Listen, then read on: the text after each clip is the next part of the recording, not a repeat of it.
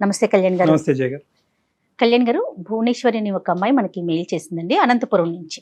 అనంతపురం. పెళ్లి కాలేదు పిల్లకి ఇంకా. ఒక సమస్యను ఫేస్ చేస్తా ఉందన్నమాట. కాల్ చేసేనా మరి? చేయండి.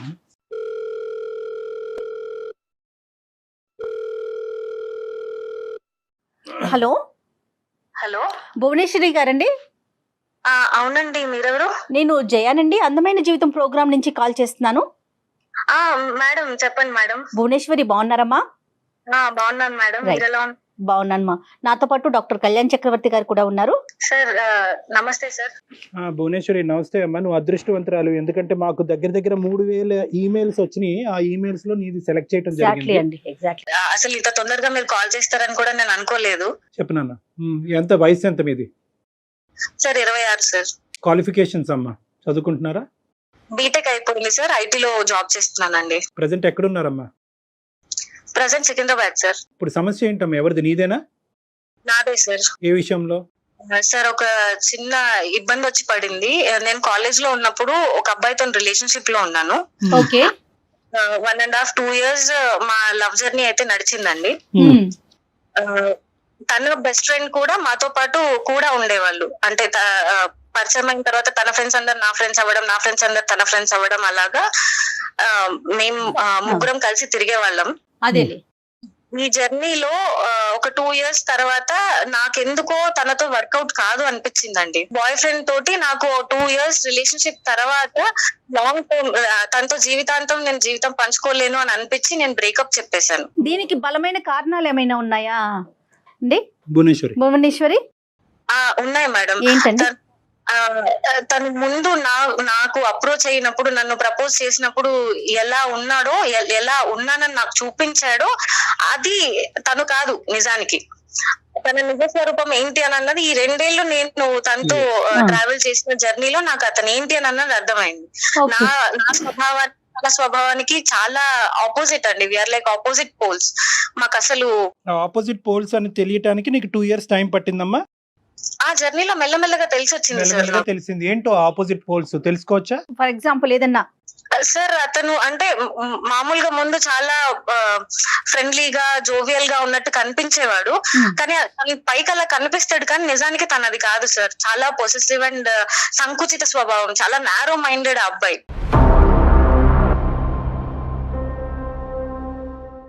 కామన్ ఏమో కదమ్మా, అది కామన్ కాదా?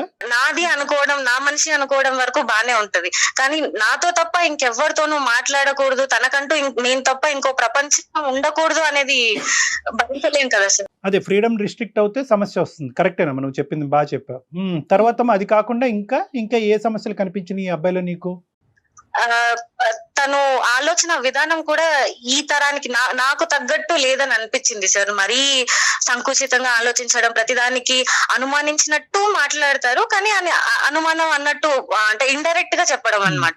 అనుమానించినట్టే ఉంటది, కానీ నేనేం అనలేదు, తిరిగి అడిగితే నేనేం అనలేదు, కానీ నా అలా అనలేదు అని కప్పిపుచ్చుకునేవాడు. సో ఉన్నవేంటమ్మా? లేనివి బానే చెప్పావు. ఉన్న క్వాలిటీస్ ఏంటి అతనిలో? ఏ కారణాల వల్ల హరీష్ నీకు నచ్చాడు? ఏమనుకుని దిగావు?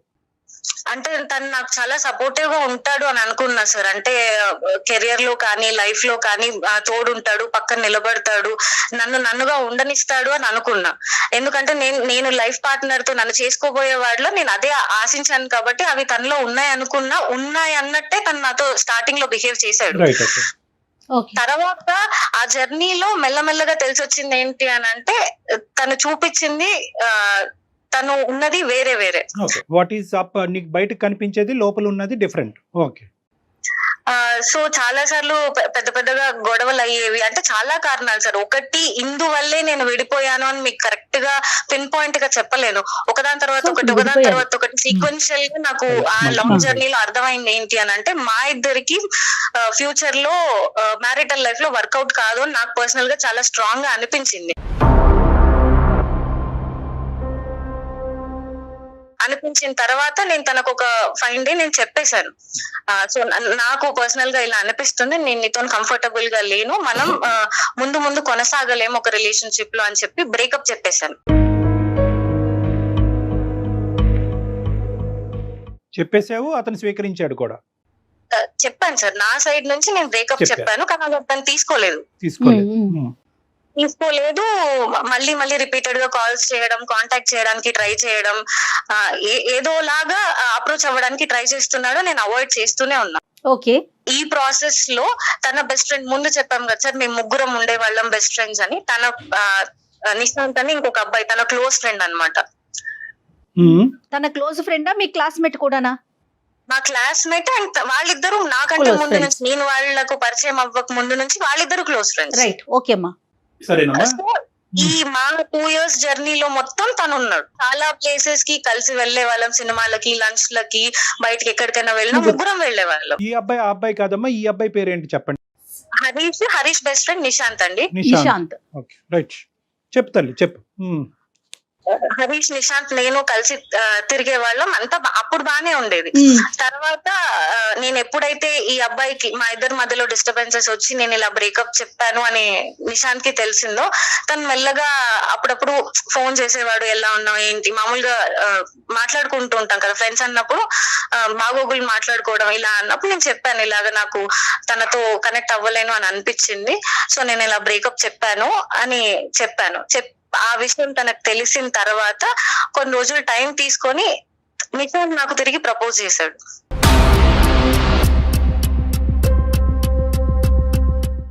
ట్రయాంగిల్. ఓకే. ప్రపోజ్ అబ్బాయి చేశాడు కదమ్మా. నిశాంత్ నన్ను అప్రోచ్ అయ్యాడండి. ఇక 2 పాయింట్స్ నేను అడుగుతాను. ఒకటి, హరీష్ తో ఓకే బ్రేకప్ అయిన తర్వాత మీరు ఫ్రెండ్స్ లా కంటిన్యూ అవుదాం అనుకున్నారా? మీ ఇద్దరి మధ్యన కమ్యూనికేషన్ కంటిన్యూ అయిందా? ఒకప్పుడు అలా కంటిన్యూ అవునటువంటి పక్షంలో నిశాంత్ తో నువ్వు మాట్లాడుతున్నావు, నిశాంత్ నిన్ను ఇలా ఓదారుస్తున్నాడు, నిన్ను కన్సోల్ చేస్తున్నాడు, నీ బాగోగులు తెలుసుకుంటున్నాడు అనే అంశం హరీష్కి తెలుసా? లేదంటే ఇవన్నీ హరీష్కి తెలియకుండా మీరు ఇద్దరు మాట్లాడుకుంటున్నారా? నాకు హరీష్ కి అసలు ఎలాంటి కాంటాక్ట్స్ లేవండి. బ్రేకప్ చెప్పిన తర్వాత అప్రోచ్ అవ్వడానికి ట్రై చేశాడు. నిశాంత్ హరీష్ తో కాంటాక్ట్ లోనే ఉన్నాడు.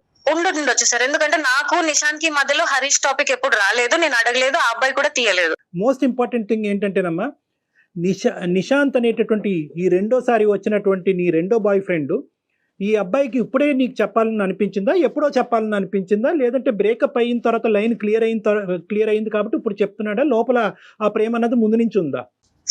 తను నాకు చెప్పడం ఏంటంటే, సార్ నేను ముందు నుంచి ఈ జర్నీలో నేను అబ్జర్వ్ చేస్తూ వచ్చాను, సో మన ఇద్దరికి వర్కౌట్ అవుతుందని నాకు అనిపించింది, కానీ నేను అప్పుడు చెప్పలేకపోయాను, ఇప్పుడు చెప్తున్నాను అని అయితే నాకు చెప్పాడు సార్. మా ఇద్దరు బ్రేకప్ అయిన తర్వాత మనసులో ఉంది.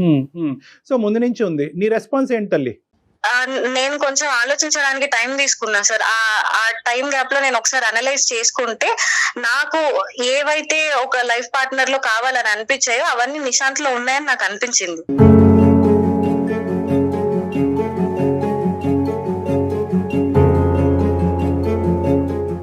హరీష్ తో నీ బ్రేకప్ కి నిశాంత్ మళ్ళీ నిన్ను ప్రపోజ్ చేయడానికి మధ్యలో టైం గ్యాప్ ఎంత ఉందమ్మా? హార్డ్లీ 1-2 months ఉంది సార్. సో నువ్వు కంప్లీట్గా ఈజీగా వైపౌట్ చేసావమ్మా హరీష్ని. బ్రేకప్ అయ్యింది, నచ్చలేదు, అతని యొక్క ప్రవర్తన నీకు నచ్చలేదు కాబట్టి తీసేయాలనుకున్నావు, తీసేసావు. ఆ 2 years పాటు ఉండేటటువంటి జ్ఞాపకాలు ఏవి కూడా నీ లోపల ఒక బాధని, ఒక డిప్రెషన్ని కలిగించలేదా? లేదు సార్.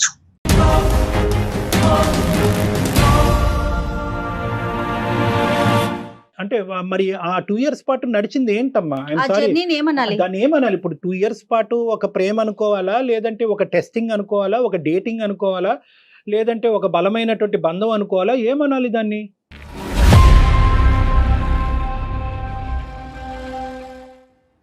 సార్ మీరు అన్నట్టు డిప్రెషన్ లోకి వెళ్ళాలి అని అంటే వదులుకొని బతకలేనంత ఎమోషనల్ కనెక్ట్ ఉండాలి సార్. ఆ 2 years లో అబ్బాయి సైడ్ నుంచి నాకు ఎప్పుడు అది కలగలేదు.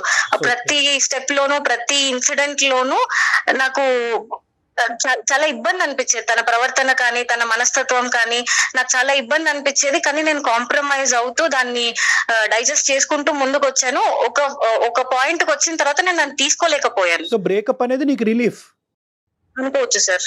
నేను భరించలేను. నేను తనతో కలిసి ముందుకు నేను అడుగు వేయలేను అని అనిపించినప్పుడు నేను తనకు వద్దు, మనకు సెట్ అవ్వదు అని చెప్పేశాను. రైట్, అర్థమైందన్న. ఒకటైతే క్లియర్ కదమ్మా, నిశాంత్ కి మీ ఇద్దరు పరిచయం అయినప్పటి నుంచి, అంటే ఒక బెస్ట్ ఫ్రెండ్ గా పరిచయం అయినప్పటి నుంచి నిశాంత్ కి నీ మీద ఫీలింగ్స్ ఉన్నాయి. ఎటొచ్చి హరీష్ మధ్యలో ఉన్నాడు కాబట్టి అతని మనసులో ఉన్న భావాన్ని నీకు చెప్పలేదు. నీకైతే మాత్రం నిశాంత్ మీద ఎప్పుడు ఫీలింగ్స్ లేవు.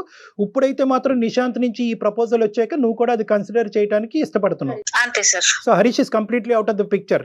లేదు సార్. ఇంకొక భయంకరమైనటువంటి అంశము, భయపెట్టే అంశం ఏంటంటే హరీష్ నిశాంత్ టచ్ లో ఉన్నారా లేదా అనేది నీకు ఇంకా తెలియదు తెలియదు కదా. ఫస్ట్ అది కనుక్కోవాలి కదమ్మా. టచ్ లో ఉన్నారు అంటే ఒకరికొకరు ప్రత్యక్షంగా ఎదురుపడైతే మాట్లాడుకోవట్లేదు. మేబీ ఫోనుల్లో అట్లా టచ్ దట్స్ ఇంపాసిబుల్ నాన్న. ఇప్పుడు వాళ్ళిద్దరు టచ్ లోనే ఉండుంటారు. బహుశా నిశాంత్ అంటే నీ సెకండ్ బాయ్ ఫ్రెండ్ హరీష్ తో బహుశా మీ ఇద్దరి మధ్యన జరిగేటటువంటి సంభాషణలు అతని ఫీలింగ్స్ గురించి హరీష్ తో డిస్కస్ చేయకపోయి ఉండొచ్చు. అంత పర్సనల్ డిస్కషన్ అంత ర్యాపో అయితే లేదు సార్. తగ్గింది. ముందు ముగ్గురం కలిసి ఉన్నప్పుడు ఉన్న బాండింగ్ అయితే ఇప్పుడు లేదు. మెల్లమెల్లగా ఎప్పుడైతే మా ఇద్దరు బ్రేకప్ అవ్వడం, నిశాంత్ నన్ను అప్రోచ్ అవ్వడం, ఈ ప్రాసెస్ లో వాళ్ళిద్దరి మధ్య కూడా ముందున్నంత స్నేహం అయితే ఇప్పుడు లేదు. రైట్ నాన్న. 6 weeks ఎందుకు పట్టింది నీకు? ఎప్పుడు చెప్దాం అనుకుంటున్నావు అతనికి రెస్పాన్స్ ఏంటి? వెయిటింగ్ దేని గురించి?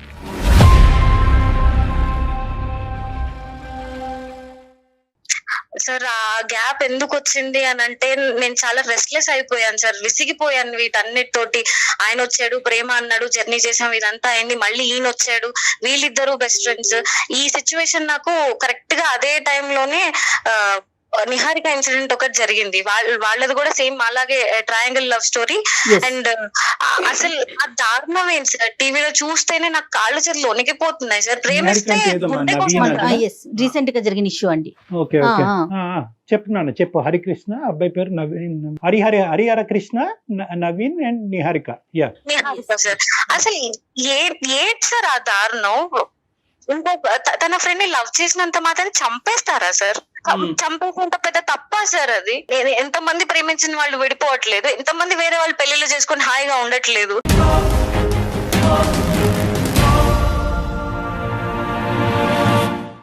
తనని కాదని వేరే వాళ్ళని ప్రేమించినందుకు చంపేస్తారా? అది గుండె అనుకుంటున్నారా, కేక్ ముక్క అనుకుంటున్నారా సార్? అలా పక్కకు తీసుకెళ్లి చంపేయడం దారుణాలు అది చూసినప్పటి నుంచి నాకు రాత్రులు నిద్ర పట్టలేదు సార్. అసలు నా పరిస్థితి కూడా ఇంచుమించు దాదాపు దానికి దగ్గరగానే ఉంది. ఇది ఇలాంటి భయంకరమైన పరిణామాలు వస్తాయేమో. అసలు అందులో నా తప్పు ఎంత ఉంది? నేనేమన్నా తప్పు చేస్తున్నానా? నేను ఇప్పుడు ఈ అబ్బాయికి ఓకే చెప్తే అలాంటి పరిణామాలు ఏమన్నా నేను చూడాల్సి వస్తుందా? అసలు నాకేం అర్థం కావట్లేదు సార్. నీ ఇష్యూకి వస్తే అమ్మా, కమింగ్ టు యువర్ పాయింట్, నీకు నిద్ర పట్టట్లేదు, చేతులు కాళ్ళు వణికిపోతున్నాయి, భయం వేస్తుంది అని అంటున్నావు. ఇప్పుడు నీకు ఒక స్ట్రైట్ ఫార్వర్డ్ క్వశ్చన్ నిన్ను అడుగుతా. ఎందుకు భయపడుతున్నావు నువ్వు? ఏ కారణం చేత భయపడుతున్నావు? నాకు హరీష్ గురించి తెలుసు సార్, ఆ అబ్బాయి మనస్తత్వం తెలుసు. ఇతను వెళ్ళి నిశాంత్ ఏమైనా చేస్తాడా, లేకపోతే వాళ్ళిద్దరూ కొట్టుకొని ఒకరికొకరు ఏమైనా చేసుకుంటారా అని చాలా భయపడుతున్నాను సార్ నేను. అతను ఎంత మొండివాడంటే, ఎంత పొసెసివ్ నేచర్ అని అంటే, ఎప్పుడు తనదే నెగ్గాలి, తన పాయింట్ ఆఫ్ వ్యూ కరెక్ట్, తనకే దక్కాలి అన్న ఒక ఇది ఉంటది సార్ ఆ అబ్బాయికి. సో ఆ కోపంలో ఈ గ్యాప్ లో నేను చెప్పాను కదా సార్ మీకు, నేను బ్రేకప్ చెప్పిన తర్వాత రిపీటెడ్ గా కాల్స్ చేస్తున్నాడు, కనెక్ట్ అవ్వడానికి ట్రై చేస్తున్నాడు అని. అందులో ఎక్కడ నాకు ప్రేమ కనిపించలేదు సార్. మొండి, నాకు దక్కాలి, నన్ను ఎందుకు వదిలేసి వెళ్ళిపోతున్నావు అన్న మొండి పట్టుదలే కనిపించింది, కానీ ప్రేమతో సాధించుకుందాం అన్న మనస్తత్వం కాదు సార్. అది ఉంటే అసలు నేను బ్రేకప్ చేసుకోకపోయేదాన్ని.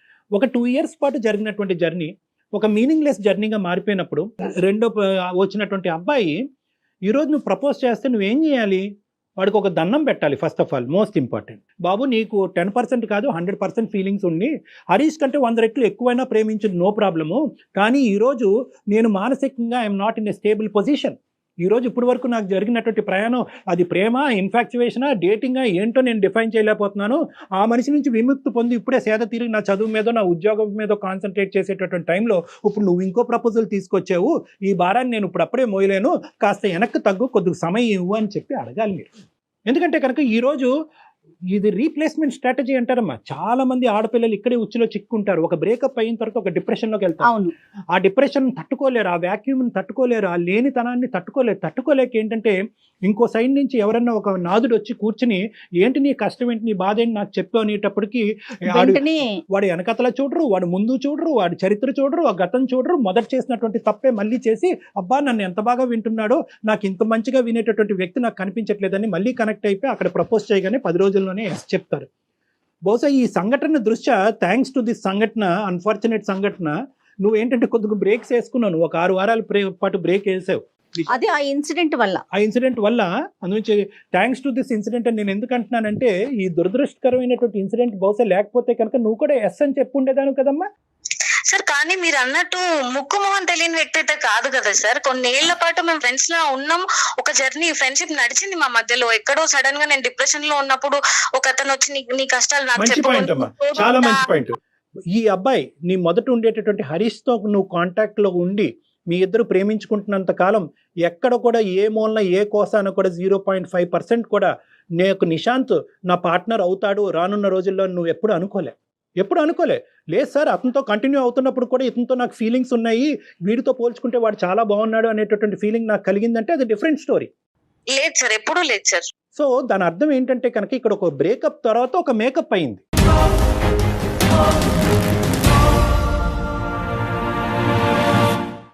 ఈ బ్రేకప్ తర్వాత మేకప్ అయింది అంటే ఏంటంటే ఈ బ్రేకప్ లో ఉండేటటువంటి ఆ వాడి వేడి ఉండేటటువంటి పరిస్థితిలో ఈ అబ్బాయి వచ్చి ప్రపోజ్ చేయగానే నీ మనసులో ఒక క్వశ్చన్ మార్క్ పడింది.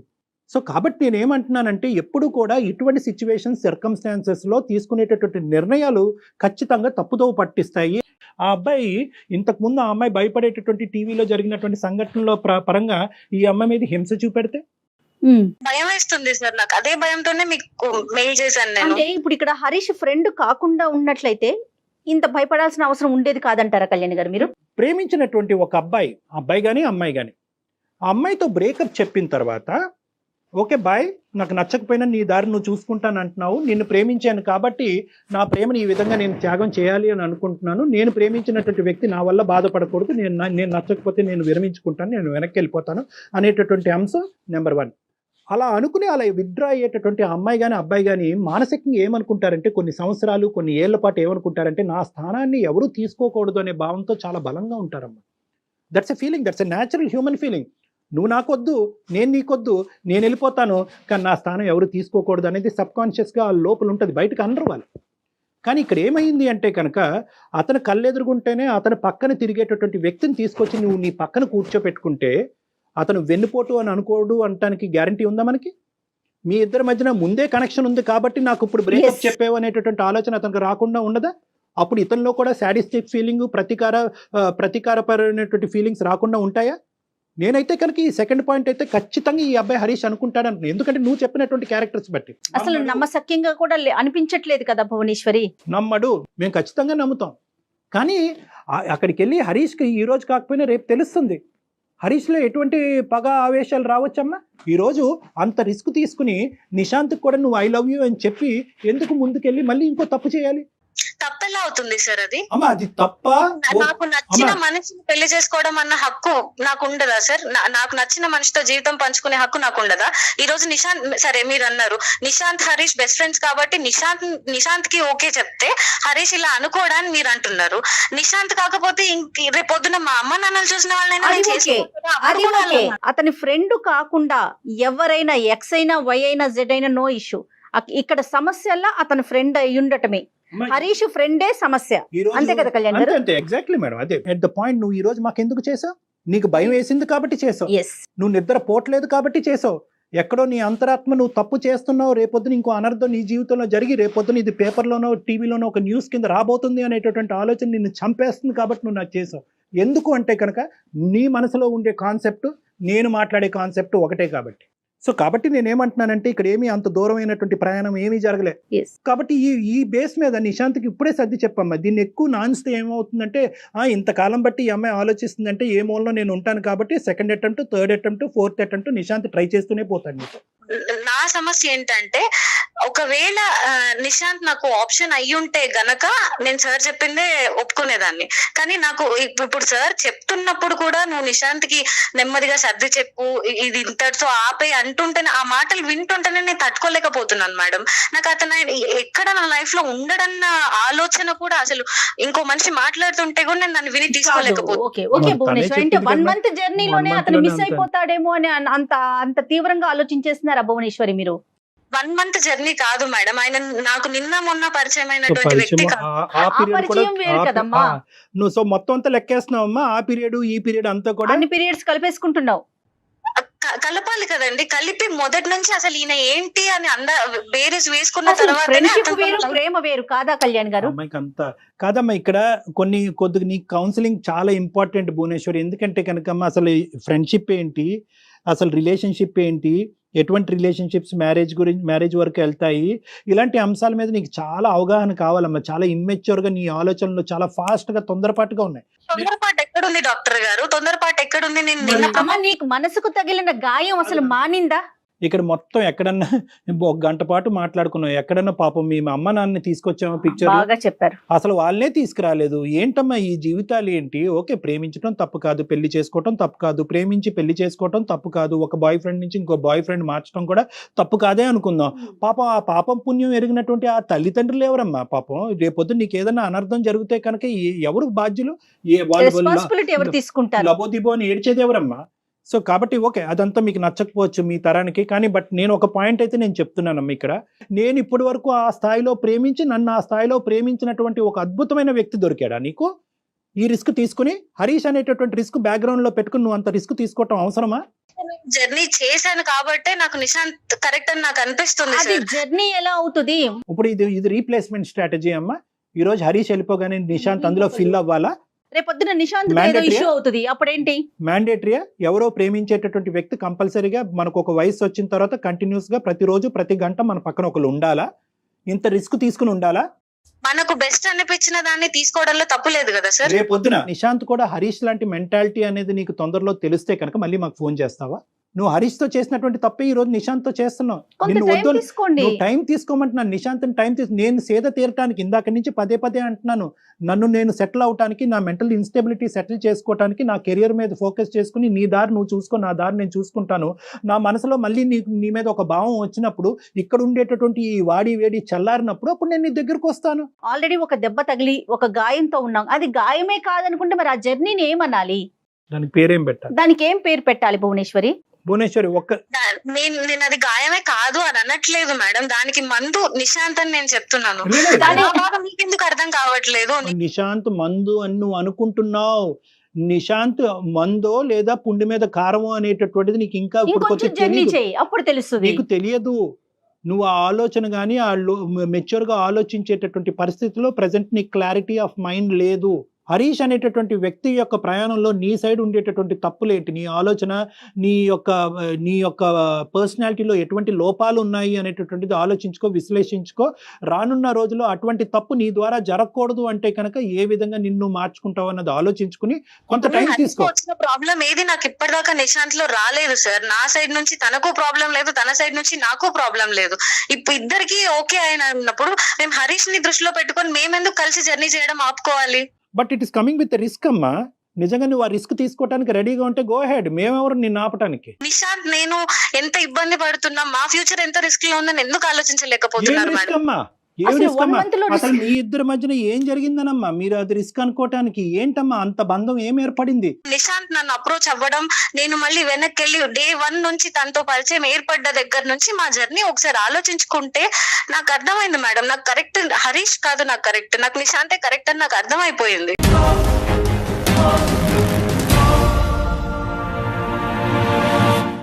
మా ప్రైమరీ థింగ్ అయితే మాత్రము నువ్వు టైం తీసుకో. నిశాంత్కి ఇప్పటికిప్పటికే రీప్రపోజల్ చేసి నువ్వంటే నాకు ఇష్టం అని చెప్పొద్దు. మోస్ట్ ఇంపార్టెంట్ ఏంటంటే ఈ మొత్తం అంశంలో హరీష్ని మాత్రం కప్పేయద్దు. హరీష్కి ఇండైరెక్ట్ గా తెలిస్తే కనుక పరిస్థితి ఇంకో విధంగా ఉండొచ్చు. కాబట్టి ఇండైరెక్ట్ గా తెలిసే ముందు డైరెక్ట్ గానే చెప్పడం బెటరు. అన్నిటికంటే ఫైనలీ మోస్ట్ ఇంపార్టెంట్, నీకంటూ ఒక కుటుంబం ఉంది, తల్లిదండ్రులు ఉన్నారు. ఇప్పటికైనా మొదట చేసిన తప్పు మళ్ళీ రిపీట్ అవ్వకూడదు అంటే ఇప్పుడు నీ పేరెంట్స్ ని ఇన్వాల్వ్ చేయడం అనేది అందరికీ శ్రేయస్కరం. ఇదే భాష ఏదైతే మాతో మాట్లాడేవో నిశాంత్ కరెక్ట్, నిశాంత్ సూపర్, నిశాంత్కి మించినటువంటి మనిషి లేదు అనేటటువంటి అంశాలు ఏవైతే చెప్పావో అవే మీ తల్లిదండ్రుల దగ్గర రిపీట్ చేయి. మీరు ఆర్గ్యూలోకి వెళ్తున్నారు భువనేశ్వరి, ఆలోచించండి ఒకసారి. ఆర్గ్యుమెంట్ కూడా నువ్వు ఎందుకు వెళ్తున్నావు అంటే కనుకమ్మా, మాకు ఫోన్ చేయకి, మాకు ఈమెయిల్ చేయక ముందే నువ్వు నిశాంత్ కావాలి అని చెప్పి 100% కాదు 200% ఫిక్స్ అయ్యావు. కాబట్టి ఈ రిస్క్ ని ఆ నిశాంత్ అలాగే ఉండాలి, నిశాంత్ నేను ప్రేమించాలి, నిశాంత్ నేను పెళ్లి చేసుకోవాలి, కానీ నాకు హరీష్ దగ్గర నుంచి రిస్క్ రాకుండా మీరు ఒక ఆలోచన చెప్పండి అంటే కనుక అలా మేము చెప్పలేమమ్మా. ఎందుకంటే హరీష్ని మేము చూడలేదు, హరీష్తో మేము మాట్లాడలేదు, హరీష్ ఆ టీవీలో జరిగినటువంటి సంఘటనలాగా హరీష్ ప్రవర్తిస్తాడో లేదో అన్నది మాకు తెలియదు. అలాంటప్పుడు Expect ఏంటంటే చేయలేం. మాకు తెలియనటువంటి అంశము రిస్క్ ఉన్నట్టుగానే ముందుకు వెళ్ళమంటాం కానీ రిస్క్ లేనట్టుగా ఊహించుకుని ముందుకు వెళ్ళమని చెప్పే దమ్ము ధైర్యం నాకైతే లేదమ్మా. అమ్మ జీవితం ఇది అందరికి పరిచిన విస్తరవదు, అన్ని కష్టాలు నష్టాలు అన్నీ ఉంటాయి. ఆలోచించుకో భువనేశ్వరి, నువ్వు వెంటనే నిర్ణయం తీసుకోమని చెప్పట్లే. ఇప్పుడు ఈ విషయాన్ని కూడా టకామని ఎస్ అని చెప్పేయాలని మేము ఎక్స్పెక్ట్ ఇంకో చేయట్లేదమ్మా. డిస్కషన్లోకి మేము ఎస్, వెళ్తాం. నువ్వు టైం తీసుకో, డాక్టర్ గారి నెంబర్ నీకు నేను షేర్ చేస్తాను, పర్సనల్ గా వచ్చి కలు, ఫోన్ లో కాదు. ఓకేనమ్మా, సరే మేడం. నేను ఆల్ ది బెస్ట్ తల్లి. బాయ్ అమ్మా, all the best Bhuvaneswari. Bye. Right Kalyan garu, thank you so much. నమస్తే అండి. నమస్తే. సమర్పిస్తున్న వారు అవిస్ హాస్పిటల్.